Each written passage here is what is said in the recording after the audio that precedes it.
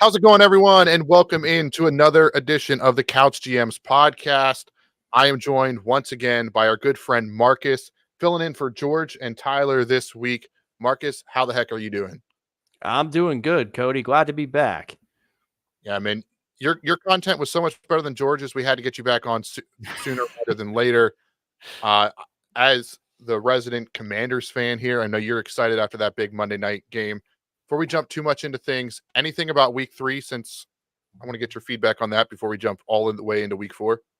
I'll just say from a Commander's standpoint, a Washington fan, I think it's the first time in a long time for our fan base that we can be excited about something. That game was the most enjoyable game I've watched in a while. It's kind of interesting to see where Cincinnati is now, as I thought we were going to walk into a buzzsaw. But 0-3 and, maybe possibly in danger of going 0-4, but we can talk about that a little bit later.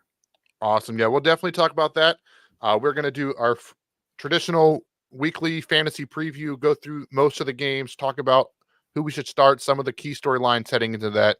But as always, make sure you're following us on social media at the Couch GMs, Facebook, Instagram, Twitter, TikTok, all those good places. And reminder, we are live Mondays and Thursdays throughout the NFL season. So make sure you jump in and join the chat. We'll answer your questions live.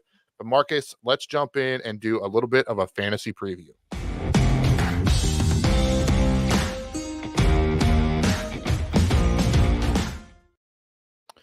All righty. So we're going to go through the games here. We'll try to hit most of them. We may skip over a couple ones that you're either not playing in or you're probably not going to watch or put in your 4 box. So at least say nice and put it that way. But let's start with the Saints Falcons. So the Saints unfortunately lost to the Steelers or the Eagles, wrong Pennsylvania team, after their hot start. And then the Falcons are looking to get a victory after their tough loss against the Chiefs on, honestly, I thought was a terrible 4th down call. I did not like that call it either, but with no Kirk Cousins QB sneak available, what do you do? But Alvin Kamara, that's the big name, did not practice on Wednesday. Sounds like he was limited on Thursday. And then Taysom Hill was back to full participant. Alvin Kamara, how do you feel about him being a little bit limited in this matchup? Well, Cody, it's something I'm going to be paying a lot of attention to. Is I have quite a few shares of Kamara this year. And I'll tell you, the worst thing that I hate the NFL doing is, when they got rid of the probable designation, everybody's questionable. You miss a practice, a vet day of rest, you're questionable. It doesn't look like this is a veteran day of rest. It does look like there's some significant issues here, dealing with rib injuries and a hip pointer. The hip pointer is what really worries me with Kamara. Now, they are saying that he did practice today in a limited fashion. What exactly that means, though, I mean, technically, if you're out there just kind of watching the walkthroughs and, doing walkthroughs, that's limited. That's not ready to compete on Sunday. So tomorrow's going to be a big factor in, does that practice ramp up? Is he doing more than he did today? So it's important for players to watch that. And I'll tell you, if that is going the opposite way, the player you just talked about, Taysom Hill, I think Taysom Hill is a really sneaky play this week at a very barren position. So most leagues, Taysom Hill is dual eligible for tight end or quarterback. And let's face it, we have injuries at tight end right now. And let's face it, it's just really not that good of a position or strong of a position. So if you have Taysom Hill, that's going to be guaranteed snaps at running back, potential. We've seen how they work them in to begin with. Now pulling players away from that, that share of touches, definitely would love to grab Hill and get him in, needed, especially if you're searching for a tight end to fill in this week. Yeah, I do like the Taysom Hill addition if he goes full go. And I do like if Kamara doesn't go, that increases his chance of a rushing touchdown, which those 6 points definitely could help. One more Saints guy I do want to talk about, Rashid Shaheed, a top waiver wire pickup after those 2 weeks that he had some big games, came out, put a little bit of a goose egg up, did not have a great game in week 3. What is your panic level? Is he back to, should be available on the waiver wires? Are you holding on for one more week? What are your thoughts on Rashid Shaheed? So my panic level is a 1. Because Rashid Shaheed is exactly who I thought he was, to, quote a coach. They are who we thought they were. Look, he's going to live and die by that deep ball. And in that game, he just dropped one of the deep shots. He had a couple of penalties affect his stat line for the day. So yeah, really unfortunate to get that goose egg, but he could easily turn it around this week and put up a week with easily 2 touchdowns, 2 more deep shots, because that's what the Saints are going to be. Now, you got to pay attention to what's going on. Obviously, if the running back, core is decimated, their offensive line took some hits last week. So it could be a little rough going, but I think in the long run, season long, I'm not dropping him. I'm not trying to run away from him. Maybe this week he rides the bench, at best a flex starter. All right. I love that. And one last thing, I know I said that was the last thing. We talked about a lot about the possibility of Kamara missing. Jamal Williams had a 20-point performance in week 1 with Kamara. Is he someone that you could add and start just based on volume alone if no Kamara goes, or do you think you would kind of hold off from playing any Saints running backs at that point? I think he's absolutely startable. He's fringe startable right now. We talked about it the last time I was on Clint Kubiak, that type of offense. It's the same thing over, with their opponent, in Atlanta. Bijan Robinson, obviously the lead dog there, but something happens to Bijan. It's not like Tyler Algier isn't going to step right into that running back friendly offense. And that's what's important there. It's so important to know who the coaches are and what's running. Yes. If he's available on waivers, you grab him, you put him in place of Kamara if he doesn't go this week, and I'd rest easy doing so. All right, well, let's talk about their opponent in the Atlanta Falcons. Kirk Cousins, he looked a lot more mobile. Still not 100% back, but that week 1 to week 2 jump, you saw it again in week 3. I think heading into week 4, you feel pretty confident with him. He's starting to get on the same page with Drake London, which you love to see. But the one thing that's interesting to me is all these auxiliary pieces that are getting so many opportunities, whether it's Ray McLeod or Darnell Mooney. I'm not saying you start any of those guys, but how does that make you feel playing the guys that we expected, like a Drake London or a Kyle Pitts? We hate it. It's fantasy no man's land. We always love when the obscure guy gets the touchdown knot, especially as a fantasy player. Unless it's a big man. We love a big man touchdown no matter what. We love the big man touchdown. But no, you're absolutely right. To the point where, Darnell Mooney was a big waiver wire pickup, and I caution people because I think you're chasing points this week. But what I will tell you in regards to that is you brought up a good point. We thought Kirk Cousins was left for dead. We were using words like statue. We expected the worst. I'll tell you right now, buy low on Falcons receivers. I know Kyle Pitts hasn't exploded yet. I know Drake London hasn't broke out yet. But keep in mind, Kirk Cousins really didn't have the typical offseason as he was recovering from that Achilles. So they're developing that camaraderie, that timing. And, if you can get the right deal and pick up a Drake London right now or a Kyle Pitts, I think that could pay huge dividends in the second half of the season. I love that advice. I've been poking around at some trade potentials for a guy like Drake London or even a Kyle Pitts. So I love that advice. Let's stay in the NFC South. We'll talk about the Carolina Panthers. Got their first win against the Las Vegas Raiders, led by Andy Dalton. And Andy Dalton gets his revenge going up against the Cincinnati Bengals this week. We talked about this a little pregame. So before we get into this game, what are your thoughts on Andy Dalton, just starting for the Panthers in general? An interesting concept of this is Andy Dalton is leaps and bounds above Bryce Young as a quarterback. He's a professional. The question that comes out of this, though, is what are the Panthers doing? I'm not saying that Andy Dalton shouldn't be starting or is a bad quarterback, but is Andy Dalton your future? Is Andy Dalton going to lead you to the Super Bowl this year? Because if I'm the Carolina organization, I'm looking at, okay, how do we correct the mistake of drafting Bryce Young? They can talk all they want about not, making trades and, we don't want to trade Bryce Young. Okay, that's fine. But I think it's pretty evident that you've made the decision he's not your answer at quarterback. So why are you putting in a journeyman quarterback who is potentially going to get you 5 or 6 wins and really just muddy the waters of you potentially drafting your future franchise quarterback? unless are you trying to butter up the Red Rocket for a midseason trade to get draft capital back. I did like that idea when you pitched it, so I'm glad you brought it up again.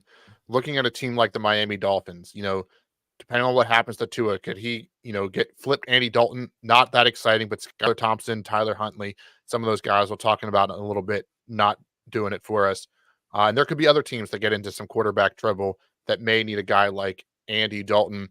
But his top target in week 3 was not available on Thursday for practice. He's popped up on the injury report with a groin. That's Deontay Johnson. He's concerning. He had one heck of a day coming back. I know we talked about it, that was a guy that you could play.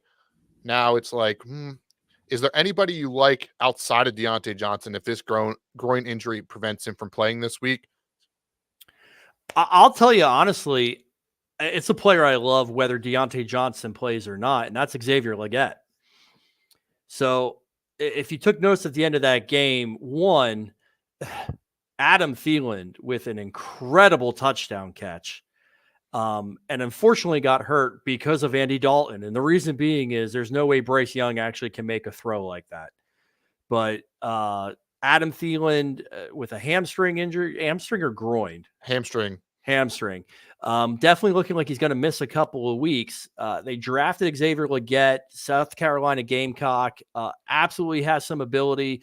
He's going to be the main focus on the outside. And right now, I think if you're coming in and you're playing against, the Panthers, not that Deontay Johnson is this force to be reckoned with, but if somebody's going to get double coverage or more attention, it's absolutely him. So I could see Xavier Legette paying off some big dividends while Adam Thielen's out and then potentially hanging on to the role. Again, Carolina should be looking at a youth movement here. So Xavier Legette, a guy who's available on a lot of free agent, rosters out there, and, we're past waivers now, so you should be able to just grab him. Definitely could pay dividends this week and, a couple weeks moving forward. Yeah, and I think you could probably play Chuba Hubbard if you needed to, if you're dealing with some injuries. He had a nice week with Andy Dalton back there as well. But let's talk about those Bengals. Your Commanders beat them. They're 0-3. Is Zach Taylor on the hot seat? I know they're only a couple years removed from the Super Bowl, but 0-3. I know Joe Burrow is getting back. They've had their contract disputes with both their wide receivers. A lot of changing pieces, but no one's, at least I didn't expect this coming. And how are you feeling about the Bengals themselves, and what players would you play in fantasy? So, the interesting thing here, you brought a panic meter earlier. I'll tell you my panic meter, if I'm in the Bengals organization right now, is probably approaching an 8. And it could be at a 15 to 20 if they happen to drop to 0-4. Let's face it, we talked about before, there's a revenge game narrative here with the Red Rocket.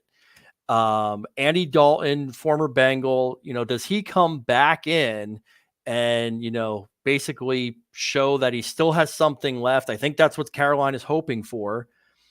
And God forbid if the Bengals drop to 0-4, at that point, are you eliminated? Are you eliminated from playoff contention? You're in probably one of the toughest divisions in football with the Ravens, Steelers. Well, maybe not the Browns. That's a whole nother conversation. But, where do you go from that point? You brought it up before. You have contract issues with Jamar Chase, with T. Higgins. You let Joe Mixon walk to bring in 2 other running backs, the better of the 2 running backs that you're still not using. And it was evident in the Washington game. Chase Brown was gashing Washington at times, and then they go right back to Zach Moss. They're using players for the sake of using players. It doesn't make sense. So in terms of who am I using, I would love to be able to use Chase Brown.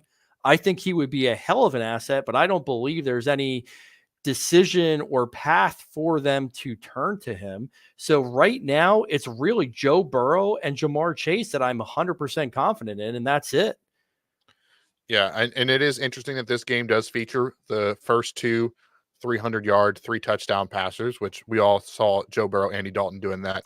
But I'm with you on the Chase Brown thing, and I know we've talked about this before, so we won't spend too much time on it.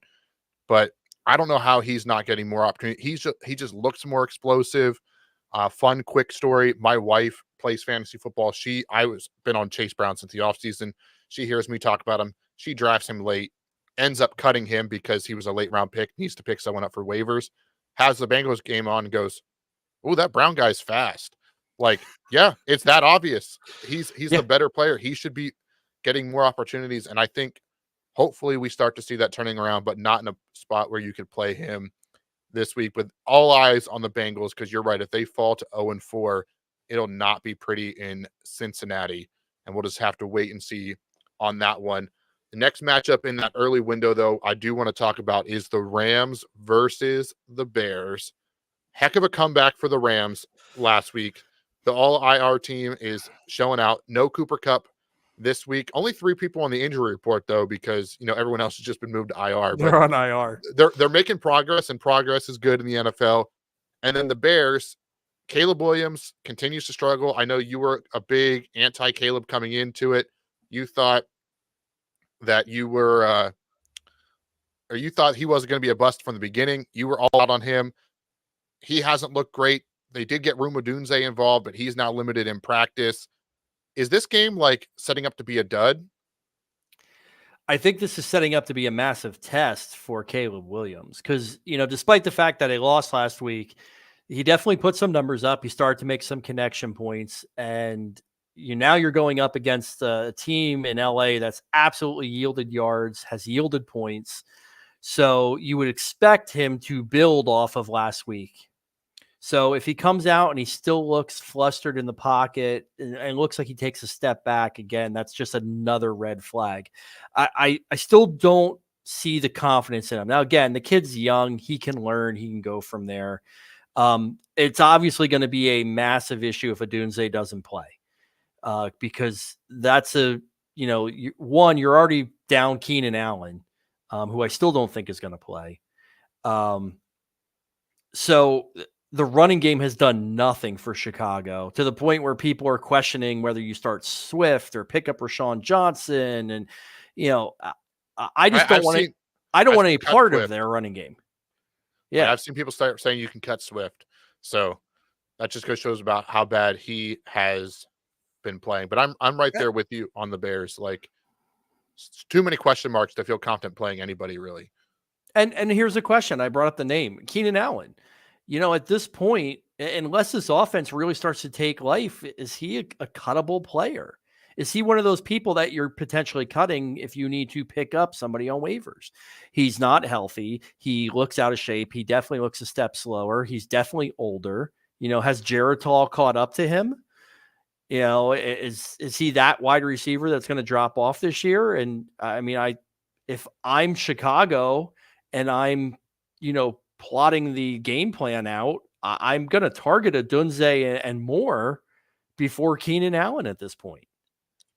Yeah, I think you're right. The only thing I would say is, and if you have to drop him, you can. I know he's been dropped in some leagues I am. He gets dropped, someone picks him up, he gets dropped the next week. That's kind of the vibe of Keenan Allen so far this season.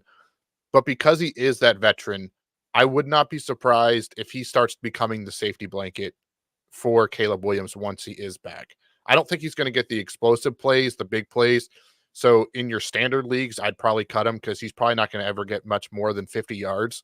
But like he could also get 6 catches for 50 yards, I think, once he does get back. So maybe in PPR, you would hold on to him a little bit. Just kind of my thought process there. And then on the Rams side, what about the wide receivers? I asked George this. George is kind of on like the Tutu Atwell potential. I still think it's Demarcus Robinson, but they're throwing the ball around enough, and they had that comeback, but none of the wide receivers really separated themselves from the pack. So is there any that you feel confident playing, even if it's a flex spot this week? I think if you have to, it's rolling the dice. It's going to be the hot hand. That's absolutely going to be the approach here. It's going to depend on matchups. And that's where, you got to look at cornerback rankings and things like that to determine, who may have, do corners follow, do they stay on certain sides? Does it come out of the slot? Because honestly, until the guy breaks down or somebody can stop him, it's going to be the Kyren Williams show. Mm-hmm. Agreed. I think 100% that is the case. And I'm right there with you. Just play Kyren and try to avoid playing anyone else. But before we move into the next game, got a couple chats I want to get to. First off, my wife threw me under the bus and about the Chase Brown story. She says I told her to drop him. I said it would be okay, and then I picked him up. There was no collusion there, but that may or may not have happened. But an actual fantasy question from Z Smitty. It's a two-parter, so I'll throw both up here on the screen. He says he needs help. McBride isn't going to play, and I need to pick up a tight end, but my bench is really good. Who should I package for a 2-for-1 for? His bench is currently Kareem Hunt, Cooper. So I'm assuming Amari Cooper, Deontay Johnson, Terry McLaurin. That's a pretty good bench.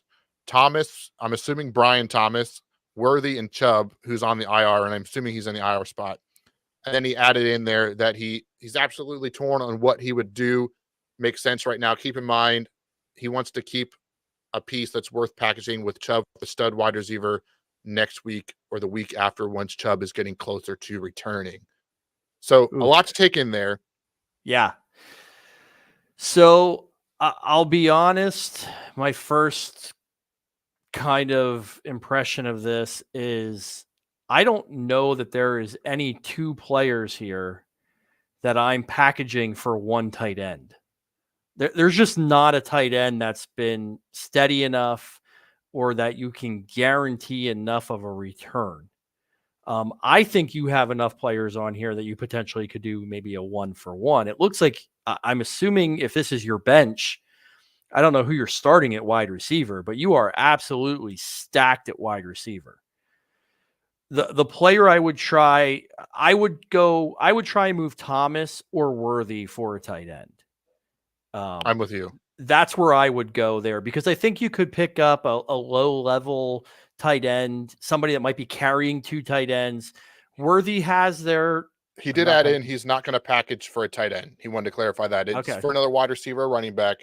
So that makes a little bit more sense. And I'll throw the other chat back up just so we can, everyone, if you're watching on YouTube, make sure you hit subscribe, but you can see the players listed there. I mean, again, I'll go back to, you have a gluttony of wide receivers. So maybe in this situation, you hope Terry McLaurin has another big week or Deontay Johnson has a big week. Or actually, the two that I would love is if Cooper and Deontay both have a big week, package the two of them together for a stud wide receiver or a premier running back. That's the route I would go because Terry McLaurin will still be startable. Thomas is startable. Worthy is going to have his weeks. Yeah, there's going to be some weeks he disappears, but I do believe better days are ahead for him. Or honestly, if they want Hunt, I would package Hunt. Chubb, I wouldn't bank on Chubb because I'm not 100% sure you're going to see Chubb come back in 4 weeks. I think he does maybe get back at some point this season, but I don't think it's going to be right after the window opens. Yeah, I am with you on that one. He did throw in his starting lineup. He's in a 10-man league, and his starting wide receivers are Justin Jefferson, and I would assume it's Justin Jefferson at JJ, and Drake at Drake London, and then Bijan, Gibbs, and Jacobs. So definitely had a end of the first round pick and made the most of it with the Bijan JJ coming around, and then somehow getting Gibbs. Or you've been working the trades already, so you're doing great there. But let me throw his lineup one more time because sometimes it's hard to get trades through in such a short notice. He needs a tight end this week. If he had to drop one of these players to pick up a tight end, I don't think McBride's on the table because I think he's still such a valuable option at the position. Correct. You're not doing a tight end for tight end. So what would you do in that scenario? I go back to Worthy or Thomas. I don't like it. I think there's potentially more upside with hanging on to Hunt, even though we don't know what that's going to be. And that could just be an ugly timeshare, or it could be absolutely game breaking. So I think with having that much depth at wide receiver, I part with one of them probably, and we'll get to Jacksonville here in a second, but I'm probably going to lean to Thomas because I think there's just more chaos and dysfunction in Jacksonville right now. You look at the pieces around it. Do you want Lawrence throwing to Thomas, or do you want Mahomes throwing to Worthy? So I would, if I had to drop a player to pick up a tight end, it's Thomas. Yeah, I think it was between him or Worthy for me. And because Worthy is such a big play waiting to happen, and you might be able to get him back if he has a dud week. Thomas, someone's probably going to pick him up, which stinks just because he is the rookie. But I think you getting out a week early is better than holding on to him. And then because he threw it in the chat, I will show he drafted Gibbs and JJ, then was able to flip Neighbors and Dobbins for Bijan. So kudos to you to getting ahead on that Dobbins early start and moving some pieces. I love to see that. Thank you for throwing that stuff in the chat. Yeah. Good luck this week. But you just mentioned the Jacksonville Jaguars. So why don't we talk about their matchup this week against the Texans, coming off their 30-point loss to the Buffalo Bills. Dougie P on the hot seat. We can talk about any other, and you just mentioned Thomas. There's not really anybody you want to start in Jacksonville. And I don't even love starting ETN at this point because of the amount of work that Tank Bigsby is getting. You have to, because running backs are so hard to find this late. But that's even a scary proposition in my mind. You worry about whether or not Peterson's on the hot seat. The other thing that needs to have the discussion that we need to start having. I know we all loved Trevor Lawrence when he came out. He was one of the few quarterbacks I've been really, really excited about in a long time. We really need to start having a conversation whether or not he's a bust. I mean, let's be honest. What has he really done to solidify himself as a elite quarterback option in the NFL? Came back in the playoff game. Yeah, I mean, he got the pass the first year for the Urban Meyers debacle. And then, he's had some decent seasons, but he does not, I wouldn't mention him in the same breath as an elite quarterback in the NFL. Maybe he needs a haircut and start with a different, fresh look. Maybe he just needs something different to change it up there, because he does show those glimmers of hope of that he could be something, but he just has not been able to put it together. And we'll have to wait and see how that continues. And I think some of that too could be like the pieces around him. And obviously it takes everybody, but like their GM has done a pretty good job at giving subpar wide receiver one money to come play with Trevor Lawrence and not giving him some real options down there. We thought maybe Brian Thomas in the first round could have done that, but like even getting like Christian Kirk involved, like he went from like a PPR machine 2 years ago to really good the weeks that Calvin Ridley didn't go off last week when they had two guys. They let Calvin Ridley walk. Christian Kirk hasn't come back. That whole Jacksonville team is a mess. The Houston Texans, on the other hand, they looked really good. They got what would be the right word for it? They got checked this week against the Minnesota Vikings. It's a good way to put it. And Nico Collins coming to the game a little bit banged up, and Tank Dell does not look like he's going to play. So some potential options missing there. I think Nico ends up going, and if he goes, he's in your lineup, and then Stephon Diggs for sure. Is there any other Texans you wanna highlight? Well, we've talked about the desert that is the tight end position. It is looking like Dalton Schultz is going to play this week, and if that does happen, and you don't have Tank Dell and you have a banged up Nico Collins, there could be worse streamers that exist out there. Again, it looks like Joe Mixon's going to miss another week. Cam Akers, be careful there. Cam Akers was salvaged last week by a touchdown.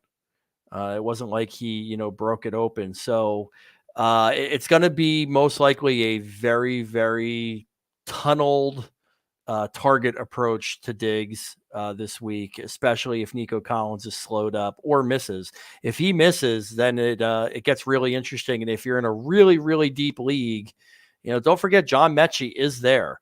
John Mechie is going to get the start if Tank Dell, doesn't play, or going to play in place of Tank Dell if he's not there. And John Mechie has definitely got some ability and could definitely put up some numbers.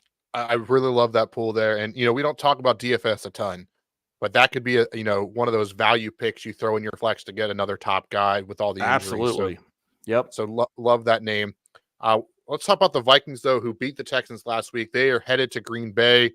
And the big question, and the only thing we really need to talk about is Jordan Love going to play? I personally think he is going to come back this week. It'll be 3 weeks since the injury. He's been practicing the last 2 weeks, although it was in a limited uh, capacity. He's, you know, went through pregame warmups last week. It feels like he was close last week. They held him one more week because it was an AFC opponent, and they're like, hey, we're going to get him back at home versus the 3-0 Minnesota Vikings. So I think he's going to play. If you don't think he is, then we can have that conversation. Or how do you think him coming back benefits the wide receivers? Well, I think the wide receivers, I mean, that's a huge boost because people drafted, although it was interesting because there's so many good weapons in Green Bay. It wasn't like you had that top tier wide receiver come out of there, but you have Dobbs, who's kind of the target monster. You have the deep threats, the Swiss Army knife in Jaden Reed. So whether you're going Devontae Wicks, whether you're going with Watson, they all benefit from having Love back in the game. The question is, I think Love is healthy enough per se to come back if he needed to. It's, do you sit him this week yet against a very vaunted and very high flying Vikings defense? I mean, let's be honest, as good as Sam Darnold has looked this year and how some of those players have been putting up, you have Jalen Naylor, the Vikings potentially get Addison back this week. Of course, they have Justin Jefferson. The defense has really been the story in Minnesota this year. So I'm excited. I hope Love plays because I really want to see that top defense against one of the top offenses, or what we believe would be a top offense in the National Football League this year. Yeah, and I'm glad you brought up the defense because they lead the league in sacks. They've been getting crazy pressure. Brian Flores is not afraid to blitz you all day. And can you protect yourself? And I think that's going to be a big question that the Packers might save one more week for Jordan Love, just because, even if he is healthy enough to play, he probably will still be limited mobility. And do you want your franchise guy back there? So I think that was a great point, and maybe something we should consider more when thinking about which wide receivers to play. And if you have a question which one, make sure you hit us up in the DMs at the Couch GMs. Let's go through these next couple games a little bit quicker, and that's just because there's probably not much to talk about. And we'll start with the Steelers versus the Colts. And really my only question for, Anthony Richardson has been a guy that has been drafted on potential. He has the rushing ability, but now we've seen in back-to-back weeks that he will make a big play and then give you a terrible interception or make a splash play, fumble the ball. Like, is he still, a guy that you can throw in your lineup every single week? Or are you looking to, maybe stream him or even bench him for a more consistent guy? I'll tell you, I'm not real eager to play him this week against that Steelers defense. I think what we talk about with Anthony Richardson, and that is the proverbial chasing the carrot on a string. We saw some amazing things last year. He couldn't stay healthy. And like you said, he was drafted this year on potential. I have him in a couple areas for best ball. And, lucky I was smart and paired it with some, veterans that I knew would put up decent points, because he definitely looks like he took a step back. It looks like the NFL is figuring him out and his tendencies a little bit. And it really does. Unfortunately, it's kind of rendered Pittman, invalid in terms of a viable fantasy option. The big player in this game is, really going to be on the other side, which is going to be George Pickens. And I would have never said that at the beginning of the year coming into this game, that would be the wide receiver I'd be chasing. But I think he has a really big week this week and can really bust out, potentially for not only quantity of, targets, but also for some big plays. No, I like the George Pickens play too. I mean, Justin Fields has been playing great, making some plays, and he's expected to be the starter again this week as Russell Wilson works himself back from injury. Yeah. So, Tomlin, can you just name the starter as Fields? Like, let's be honest. We all know it's going that way. I think Wilson's going to get a shot at some point. I don't know why or how, but I do think he'll get a shot to start at some point. That's not injury related. I think they'll just be like, we're going to start Russell Wilson this week. Or, you could see a full college attack where it's like, the duel every other drive or every couple drives, or both of them on the same thing. I mean, don't forget, Madden did put Justin Fields back at kick returner on their opening trailer. So they know something that we don't, and Fields is going to get in some crazy packages coming up. But let's move on to our next game, which is the Denver Broncos versus the New York Jets. The Jets players are saying they're not even thinking about the words that Sean Payton said about Nathaniel Hackett last year. They've moved on. The Jets have looked good. Aaron Rodgers is like Kirk Cousins. He's getting more mobile, getting look a little bit more back to form. Garrett Wilson got his first touchdown from Rodgers this week to save his fantasy season. And then the Broncos, they had a big win. Bo Nix looked okay. I mean, albeit they were playing an inferior opponent, going to be a lot tougher against this Jets defense, which I think is a great play this week. But my question for you is on the Jets side, has Braylon Allen done enough that you can start both Jets tight ends week to week? Running backs? Yeah. And actually this week I would absolutely be looking at starting Braylon Allen as a flex play if needed. It is going to be a run heavy game plan. The story to talk about here in regards to fantasy is Alex Singleton, torn ACL for the Denver Broncos, out for the year. That's going to vastly affect their run defense. So I expect to see heavy doses of Breece Hall and Braylon Allen in that run game. And in the same aspect of it, keep in mind the one thing that Denver still has is Pat Surtain. So temper your expectations for Wilson, and potentially if you need that flex, play, that late pickup, or as we said before, DFS, I think Alan Lazard this week, him and Rodgers, it's shown they still have that connection. I think that shows up again this week as Pat Surtain has continuously limited the number one option on the passing offense. That's a great point about Alan Lazard there as well. Is there anybody on the Broncos side that the running back may be, but I think against this Jets defense, I'm trying to avoid all Broncos if possible. It's tough this week. I guess if you absolutely have to, you still look at Sutton. He is the number one option there, but again, he's going to be facing, the corners of the Jets are no slouch.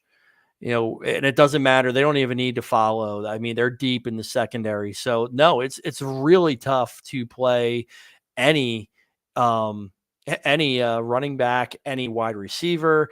Don't chase. Who was the kid who went off last week, Cody? Artie? From Denver. Yeah, I can't even tell you, because I chase them at all. Don't chase points. Yep. If you're watching the show and you're looking for fantasy, I'm telling you right now, don't chase points. Very strong possibility of a zero burger. Yeah, I completely agree. We got one more game left here in the early window. Philadelphia Eagles going back to the Tampa Bay Buccaneers where they lost in the playoffs last year. And this Eagles team is banged up. A.J. Brown, DNP. Devonta Smith, DNP with concussion. Lane Johnson, DNP with concussion.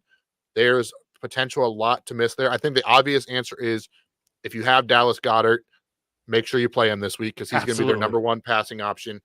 Jahan Dotson is probably going to get involved a little bit this week. I hate to bring that up to you, but Brenton Covey, who is on IR now, it's a lot of new pieces there. And this Buccaneers front, though, they're hard to run against with Vita Vea up there in the middle. Saquon Barkley leads the league in rushing, and they're going to rely on him a lot, but I think he's going to do more damage this week through the pass game. So hopefully you're playing half-point PPR. So, I don't even know. This week for Dotson is going to be very telling. And maybe Washington knew more than we all realized when they traded him, because I was stunned that he wasn't more involved last week. Now, with both the top options at wide receiver down in Philly, this is absolutely a make or break week for him. If he is not involved, and honestly, I'll tell you right now, I agree with you. Goddard is going to be the number one option there. And I think Barkley is going to have a very, very heavy dose and a heavy workload. Keep in mind with Barkley, don't necessarily be too afraid to, or too worried about shying away from him. Vita Vea is still limited in practice. He's been dealing with some lower body issues. So, there is the possibility there. Logan Hall, William Goldstein, I mean, they're banged up front. So their health is definitely a concern. I do think Barkley gets his at the end of the day. What I would say, though, is if you have other options, and I know this is going to sound crazy, I wouldn't think you were nuts if you told me you were going to sit Jalen Hurts this week. Again, I thought you were going to say Barkley, and I was like, they're no, going to not clip this. Barkley. Barkley's got to play. But I mean, again, who is he throwing to? His offensive line's beat up. The guy's going to be running for his life. And I think you're potentially one of the things that Tampa Bay is very good at doing is mixing things up. And Hurts can struggle with that at times. So again, you're not starting Trevor Lawrence over him. You're not, but if you happen for whatever reason, say you drafted Hurts and you grabbed, Daniels from Washington, I'm absolutely starting Daniels over Hurts this week. You have to look at who you took, even maybe Jordan Love, if you took him late as a backup and Love plays. I'm just worried that the game is going to get away from the Eagles this week. And I think it's going to be I do believe it could be a very, very low scoring game. No, I think that's a great point. And then on the Buccaneers side, I know they had a rough week last week, but you can play your Baker, your Chris Godwin, your Mike Evans. And then I wouldn't play him this week, but the name to watch is Bucky Irving. Todd Bowles has come out and said that he's going to try to get him more involved. They want to get him more involved. They're a rookie this year. And because he's just been more efficient. Rashad White has still been, getting majority of the work. He still does a lot of the pass game, but Bucky can do the pass game. He's a little bit more explosive. So he is a name to watch moving forward as a potential guy. Probably was picked up in waivers, but some leagues he's definitely still available. So keep an eye out for him. But let's move right into that late window. And you talked about the Commanders with Jaden Daniels, who is making his way to an every week starter with what he's putting up over the 3 weeks. They go against the Arizona Cardinals, who have, they're 1-2, but they've played better than a 1-2 team. They just can't seem to close the deal, and that might be their MO all season. But Marvin Harrison Jr. is getting involved again. Kyler Murray is looking better than ever. James Conner is being James Conner, that solid Mr. Consistent guy. I'll let you talk about your Commanders. Who do you like this week? I'll tell you right now, first and foremost, bet the over. I'm with you on that. Washington's defense has been atrocious. I hope they get it figured out, in the long run, but they are just getting gashed for points. I expect more of what you saw on Monday night. I think it's going to be a track meet. I think there's going to be a lot of points scored. Kyler Murray, I have Kyler Murray pegged as the top quarterback this week. Where I hope is that, as a fan, I hope Washington can do enough to limit him, possibly force a turnover, enough to get a win. But yeah, all your main players here, you are starting. And again, we talked about the tight end aspect. If you need to stream a tight end, Zach Ertz, you can do worse. But look at Terry McLaurin, Brian Robinson. Austin Eckler has been ruled out this week already with a concussion. Expect a very, very heavy workload for Brian Robinson, including catching out of the backfield. So look for a big game from him. Connor, Marvin Harrison, pay attention. He did show up on the injury report today with limited practice. They fully expect him to play, but just monitor it. But if he's in there, I mean, you could end up, it's going to be chalky. It's absolutely going to be chalky, but a Marvin Harrison, Murray stack this week could pay huge dividends. Frankly, I'll be honest, I don't know that we have a corner on our team that is capable of covering Marvin Harrison right now. So if we're not double teaming in rolling coverage and disguising things, it could be a very, very long day. So the short answer is, yep, play them and watch the points soar. And you mentioned the over. Just check DraftKings real quick. Not a sponsor, but I've given them enough money, so they definitely should consider it. But highest over under the week, this game, currently sitting at 50. So that is. And I'd still take the over. I think it's easy going to be a 50. I'll get a little nervous if it gets to 53. All right. So that's Marcus says hammer the over and then monitor the injury report with Marvin Harrison Jr. And the injury report is something you are monitoring in our next matchup. Patriots, 49ers, and we're not looking at the Patriots injury report because there's no one we want to play there. But on the 49ers side, Deebo Samuel returned to practice. George Kittle was limited. So they're getting a little bit healthy, but CMC had to go to Germany to get his Achilles looked at. It sounds like he's going to miss maybe another month. And we talked about this. I mean, if they can make it to the playoffs, they'll save them to the end because their goal is the Super Bowl. It's not to win games now. So they're going to give CMC every opportunity. So it does look like Jordan Mason was the home run pick him up guy, and some people got him without spending any fab because of that Monday night debacle. But let's talk about the people that are actually going to play. Debo limited, I think that's going to be huge for them. If Debo goes, is he right back in your lineup? He wait and see. Same with George Kittle.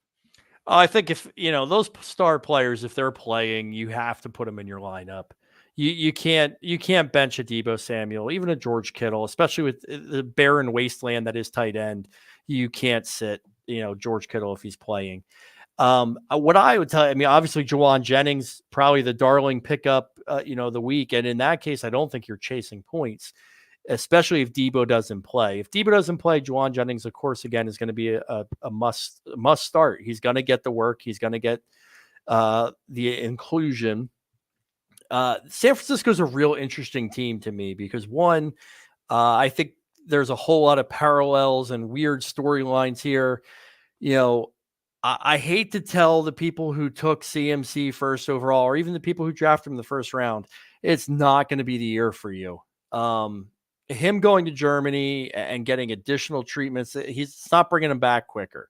And when he does come back, I do believe that they are going to limp him along, especially with the way Mason's playing right now. There's no reason for them to give him a massive workload. So I'll tell you right now, if you do have CMC and you can put him into a trade deal to maybe sweeten the pot, or somebody believes he'll come back and win him a championship, I'm doing that right now. I don't have a lot of shares for him, but I'm absolutely leveraging whatever I can get out of CMC. And as a trade chip, that might be the best, option. And in the same aspect, look at what Mason did when CMC got hurt here. Do we start looking at Isaac Orlando? Because we know whatever running back that's in San Francisco is going to produce. Is that a stash and hope guy? Because God forbid if, Mason gets hurt, it's just going to be the next man up. And right now that sits as Isaac Orlando. I think that they drafted him for a reason. So, go grab him. Same thing, Brandon Ayuk, another trade chip. Go after him. If you have the option to go get him, they're going to start ramping him up. Remember, he missed all of preseason. So we're basically looking at his preseason right now. And it came out this week that they need to get him more involved. No, I think that is great advice. The only thing I would say, if you are listening, make sure if you are throwing CMC into it, like if you're 0-3 right now and you're going to go to the one of the top teams that are 3-0, 2-1, something like that, and you're going to try to get one of their players that have gone off. CMC for Justin Jefferson is not a deal that they're going to take at all. You got to look at maybe, wide receiver 2 and understand in terms of draft value, you're losing out, but we're past draft season. You are just trying to, give them a little bit of extra hope to pick up a piece, a viable piece to get you into the playoffs, because you still want to keep fighting and still keep moving through. So make sure you understand that if you do try to trade him. But I think that is something that's on the table. And I have him in one league, and I started to have those thoughts this week. So if people in my league are listening, you might be seeing some trades with CMC in it coming down the pike soon. Another matchup at the late window, though, the Kansas City Chiefs are taking on the Los Angeles Chargers. The Chiefs are 3-0, but they have definitely looked beatable in all 3 games. The Chargers, they might or might not be without Justin Herbert. That's still up in the air. With the Chiefs, though, how worried are you about Travis Kelce? I did not draft Travis Kelce this year because I still believe Travis Kelce is a very good tight end, but the Chiefs are a perfect example of they are going to find a way to win. And it's come out, he's being double teamed, he's being triple teamed, but they're still winning. And I think you're going to see very similar to what you did last year with even more regression. They're saving Travis Kelce for when games matter for the playoffs. That's when he's going to beat the crap out of his body. That's when he's going to. So, no, you're not getting the same Travis Kelce you had 2-3 years ago. And if you drafted him thinking that's what you were getting, that was a mistake. Again, it's the value of where you're taking that player. So, yeah, if I drafted him, I am very concerned right now that I am not going to get the return that I wanted. Is he a good tight end? Yes. Is he going to put up weeks where he's going to score touchdowns? Yes. But most cases, Travis Kelce's being drafted as the number 1 tight end. Some cases in the second round, you're going to lose out. You're going to have a negative value on that. Yeah, and this could be the week. Derwin James is suspended for a game, so this could be a week where Travis Kelce gets a couple extra targets, maybe finds the end zone, maybe finds it twice. And if he does, I think you're instantly hitting your trade next week, trying to find somebody that thinks that Travis Kelce is back, and you can get some of that value for him, or at least that's how I would operate. But with those Chiefs, though, they did activate Kareem Hunt to the 53. So are you playing Kareem Hunt unseen? Are you holding him off 1 week, or are you still going with Carson Steele? I mean, I guess if you have to, you do. If you don't have to, you do the wait and see approach. I do like the idea though of the running backs for the Chiefs this week. As much as people want to see, Patrick Mahomes break out and see the vintage Mahomes of the past, I don't think it's going to happen this week. I expect the Chiefs to win this game pretty handily. I expect there to be a lot of running. As you said, Herbert may not play in this game. The Chargers offensive line is absolutely decimated. Their two starting right tackles are out. I believe they have a guard that's banged up as well. So, for those who are expecting to see the J.K. Dobbins train continue, I think he's going to have an extremely rough go this week. I think whoever plays quarterback is going to see a ton of pressure. And, if you play IDP and Chris Jones is out there, this might be a week to pick him up because I think he's going to feast. I love it. I love when we go IDP and go those deep cuts for everybody listening. One last late window game, and I don't think this conversation is going to go very long. Cleveland Browns versus the Las Vegas Raiders. Yikes. I believe you said yuck. The Yuck Bowl. It just really comes down to it. Can they play an NFL offense? Everybody benched Cooper probably last week. If you happen to start him, congratulations. I don't know that you can trust Deshaun Watson. I don't know that you can trust really any of the offensive players in this game other than, of course, Devontae Adams. If you drafted him, you're playing him. And Brock Bowers, because the tight end position, I mean, don't get me wrong, Bowers has put up some pretty decent numbers, especially in PPR leagues. But I don't know that you can trust anybody else. Could they score some points? Of course. We see people all the time. But in terms of definite, I don't like Judy this week. I don't like Cooper this week. I don't like Ford this week. And I should. That's the thing. Those are players that we should feel confident enough that they're going to get volume that put up points. And it's defunct. That's the best way I can talk about both these organizations right now. They're defunct. And it's a shame because there is a lot of assets in there that get wasted. I agree with everything you said, and I don't want to talk about this game anymore. So let's just move right on to Sunday night. Bills, Ravens. Oh. No, you're right. You're right. The Bills, Ravens. The Bills better be ready. I know they're the 3-0 team, but let's face it. The Ravens are still one of the premier teams in the league. I know they started a little rough, but this is not going to be a walkover game. What I will say, or my gut feeling for this game, is this is a get-right game for two tight ends in this league. I think Dalton Kincaid is featured a lot more because I don't think the Bills are going to be just blindly ahead. And I think the Ravens realize and understand that this offense runs the best through Mark Andrews. So I do believe Mark Andrews is going to be featured. And that's not taking away from Isaiah Likely. Let's get one thing straight. Yes, if Andrews is hurt and Likely is the only tight end, yes, that plays a big boost to him. But when they're both on the field, they play very different positions. So expect to see that inline routes, those inline breakers against the mismatches of, against linebackers, against safeties. And I think you're going to potentially see the matchup where they're going to try and get Mark Andrews against DeMar Hamlin, which should be a very winnable matchup. So for everybody who's in a panic and thinking I can't play Mark Andrews, I think this is the get right week. No, I do like that. I think our friend Z Smitty, he threw another comment in there that he was going to try to do something with Brian Thomas to go after Mark Andrews since he was dipped down a little bit. That is not a bad move. Would like that for him. And I think you're right. I think the Bills, they're 3-0. They're coming off that Monday night game where they put up 40 points. I'm not chasing the points with the wide receivers against the Baltimore Ravens. Shakir is my favorite of the wide receiver options. I like Kincaid the best, but Shakir would be my favorite of the wide receiver options. I'm not chasing the Coleman. Definitely not doing Marquez Valdez-Scantling. I don't think he did anything last week anyways. But this 3-0 team, might end up being 3-3 after their next 3 weeks against the Ravens, Texans, and New York Jets. If not, I think it only makes the case stronger that Josh Allen is playing like the MVP early, and that can continue.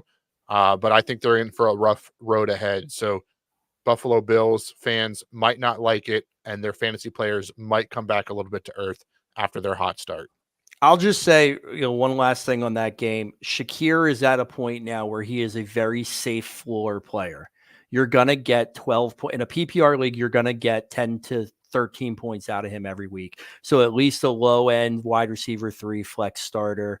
I think that's a safe point at this point. I don't think he's sexy. I don't think you're going to necessarily get huge weeks out of him, maybe once in a blue moon. But, again, bye week start next week. So he's a viable option that can prove to be beneficial if you get him into your lineup. Definitely agreed. So we'll move on to Monday night. And before we talk about the games, do you like the doubleheader? No. Did you like it better when it was at like 9 or 10 o'clock Eastern time so you could watch each game?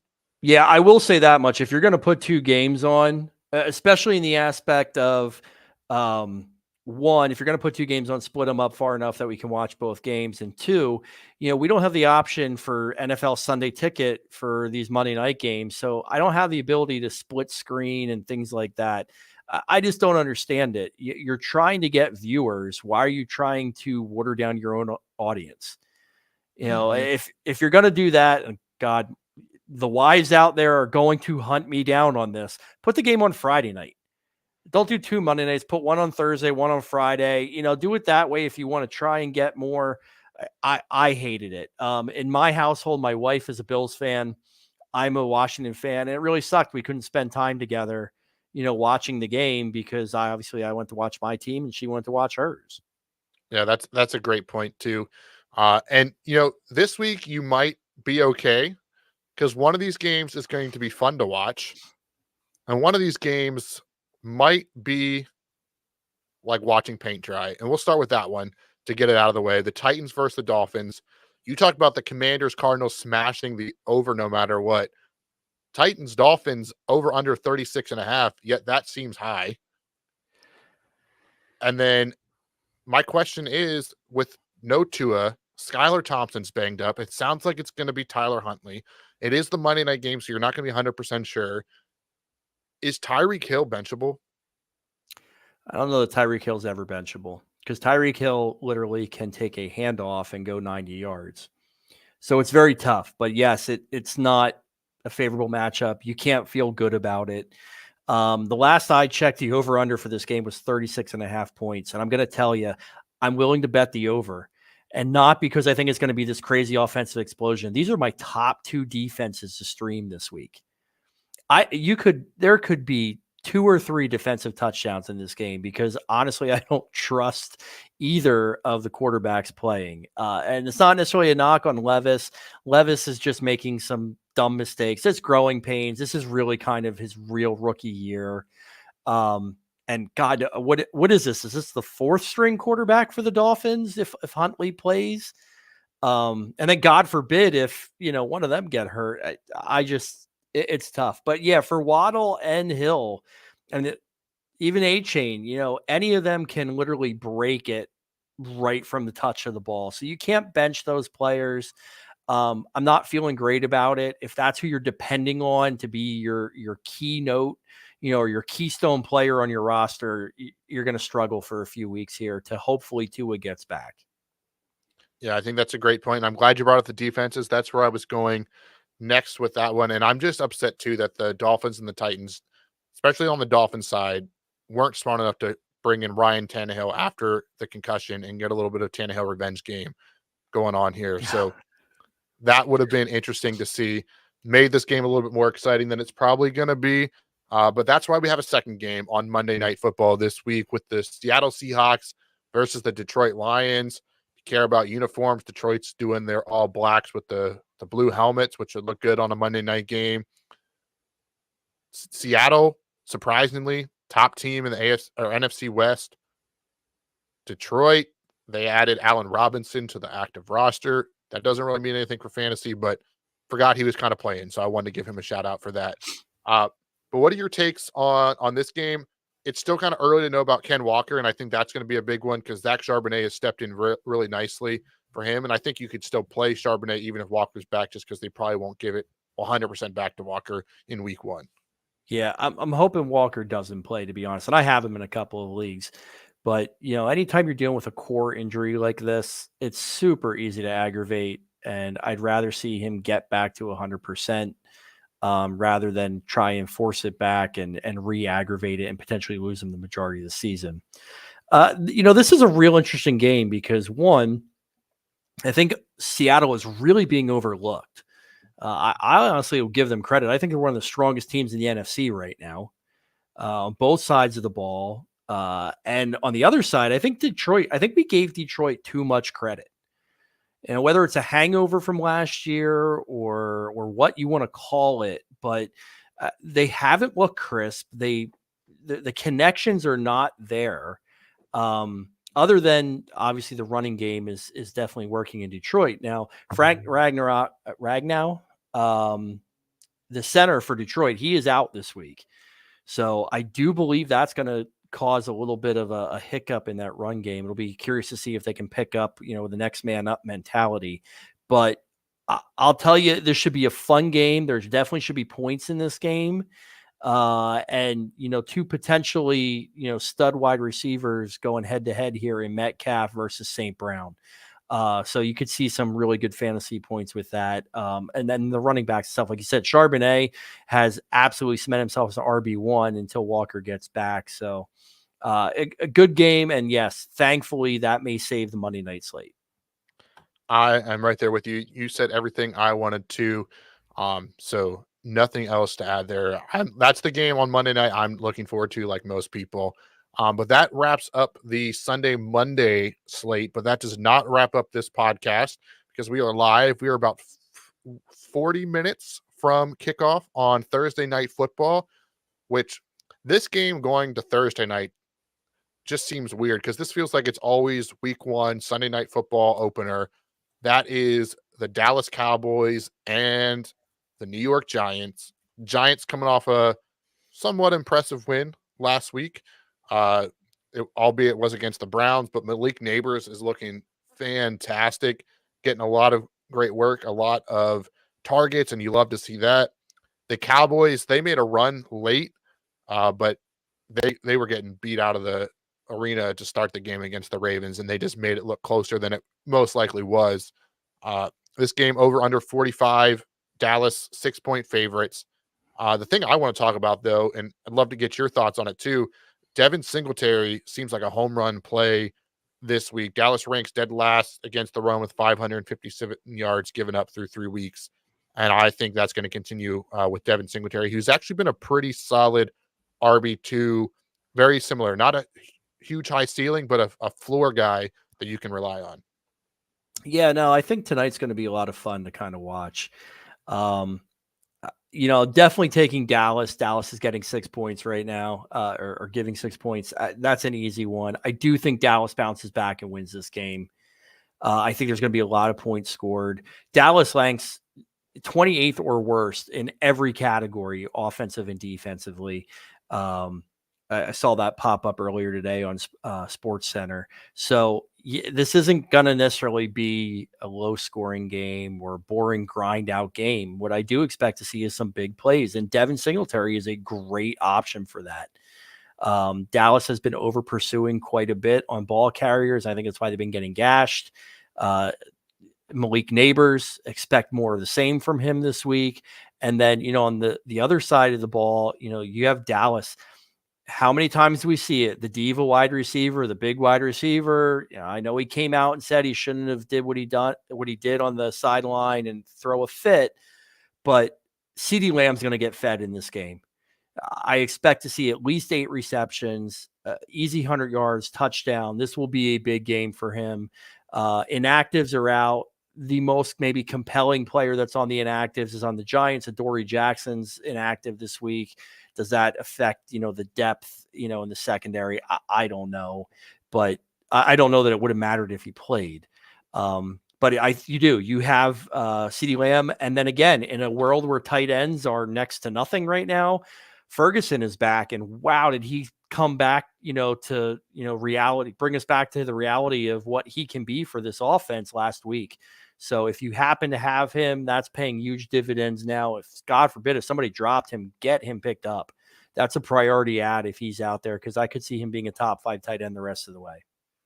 No, I love that with the Jake Ferguson. He came back a lot quicker than I anticipated when we first saw that injury come down. But yeah, I think that's pretty much it for the Thursday night matchup. I'm right there with you that this game is going to be a good one. At least it won't be a slugfest like I think that Monday night game is going to be. There'll be some points scored.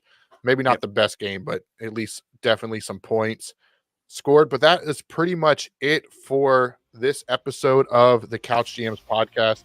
Marcus, thank you so much for hopping on the show again. Marcus is not on Monday, so he's dipping again. So we're looking forward to that. Also want to give a shout out to George's fiance, soon-to-be wife, Bree. Won our Survivor League in week 3 by 52 other people getting eliminated. What a year this has been. Make sure you stay with us all season long as we talk football, fantasy, and all the stuff to help you win a championship this year. I'm Cody Roadcap. That's Marcus. We'll talk to you all on Monday.